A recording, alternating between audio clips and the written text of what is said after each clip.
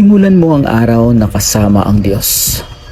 Sa bawat pagising natin sa umaga, may bagong pag-asa at bagong pagkakataon. Kaya bago ang lahat, bago ang cellphone, trabaho o anuman, unahin natin ang Diyos. Dahil kapag siya ang una, magiging tama ang takbo ng buong araw.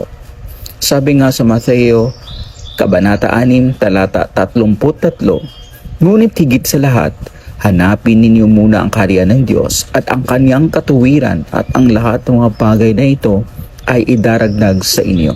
Hindi natin kontrolado ang takbo ng araw.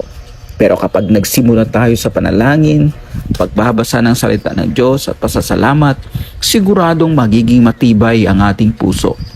Sabi nga sa Filipos 4, talatang 13, ang lahat ng bagay ay aking magagawa sa pamamagitan niya na nagpapalakas sa akin.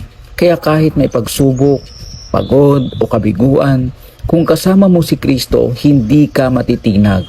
Sa umaga pa lang, sabihin natin, Panginoon, ikaw ang una sa aking puso. Samahan mo ako sa buong araw at maniniwala kang sa Kanya. Ang araw mo ay magiging makabuluhan, may direksyon at puno ng pag-asa.